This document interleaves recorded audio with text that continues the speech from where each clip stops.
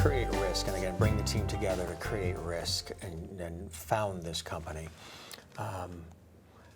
Tell us about what that was like for you to do that, to take on that risk, to create a company in the way that you did so beautifully, because it's very successful and it's global, obviously, and that doesn't happen overnight. Tell us that process of, and again, it could be something that's empowering for somebody watching right now, too, who's thinking about doing something like that.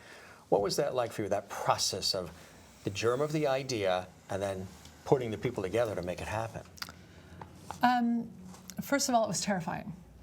I won't lie. I won't say that I knew what I was doing when I jumped into it.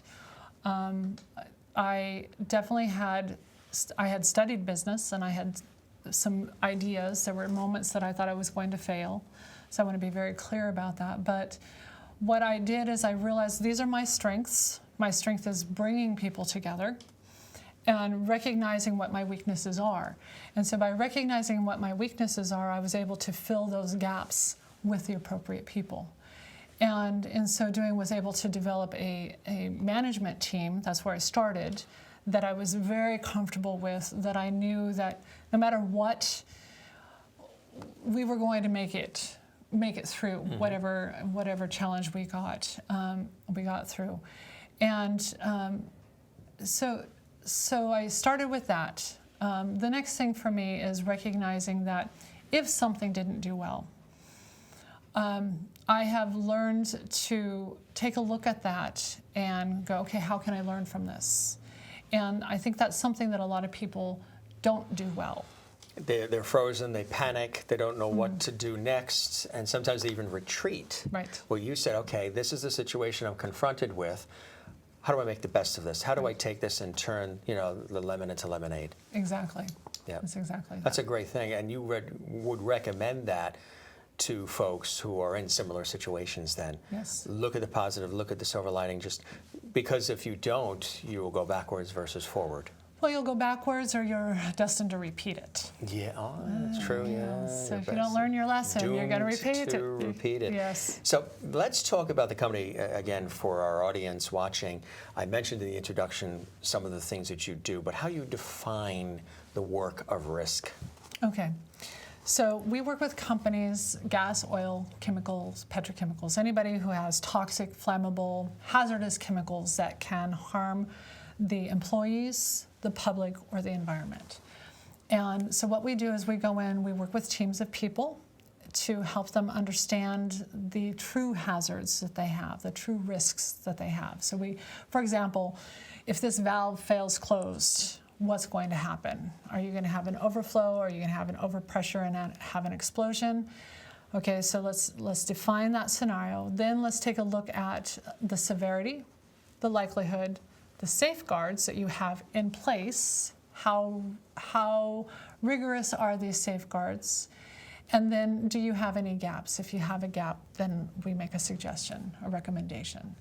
So that's what I do. So an example of the type of company that you would work with, can you give us some examples?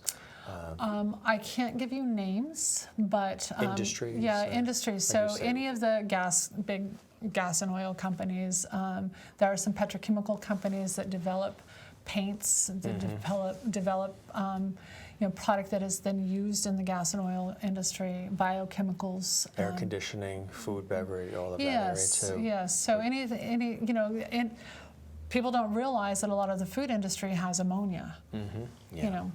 For refrigeration. So we even work with food companies. Yeah. So is it that you're trying to prevent disasters from happening? You've really got to be on top of thinking ahead when seeing these potential issues, that could really turn into hazmat situations, right? Right. So that's where you have the team of experts who really go in there and sort of, that's really, when you think about it, it's really amazing. It's sort of trying to predict things before. Well, we rely on the site. So the operator, they know their plant inside out, upside down, and sideways. The engineer knows the process, and oftentimes the operator knows the process as well as the engineer. So we rely on their expertise. I'm not an expert in a lot of the chemicals, nor am I going to be. That's not my job. My job is to lead them through the questions and to really push them to understand their hazards. So they'll start to say, well, it's just never going to happen. I go, yeah, you know That what? It happened down the road at that other plant. Right. Or, that time that the plant tripped, and shut down, it almost happened. And so therefore, you guys need to stop and think about that. Your safeguards, they function the way they're supposed to, but what happens if they don't? So, of course, safety is paramount. That's number one for the company's employees, the staff, maybe even clients visiting, the whole thing. But secondary and of equal importance, really, is also regulatory compliance, bringing these people into compliance so they don't have any issues in that department. Tell us about that and how that works.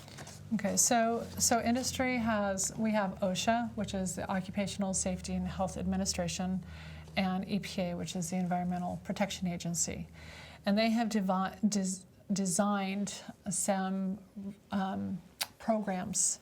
So there's 14 elements that the companies have to comply with. And so they have determined that there has to be a process hazard analysis. That's the study that I was just talking about, done every 5 years for a plant. Audits have to be done every 3 years of their programs. There's a mechanical integrity that has to be done. There's a variety of things that they have to do. And so meeting that compliance and helping companies understand what those compliance regulatory items are sometimes is a key component of what we do.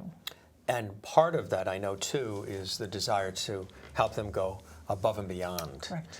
So what would be some examples of solutions that help organizations go above and beyond?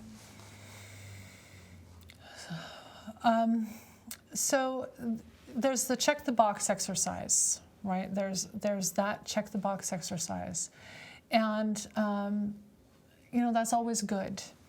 But when a client comes to me and says, okay, we want to do more than that. What is the next step?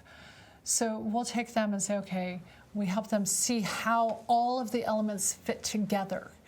And I think a lot of times the companies look at one component of things. They look at the employee participation piece of it. They look at the audit piece. They look at this piece. So we help them look at how all of those things fit together in a way that really can improve the safety and the environmental protection of everything. So it's really an interesting process. I'm very fascinated, too, about some of these materials that you're working with. What would be some examples of some of the hazardous materials that people may or may not be familiar with? So hexane.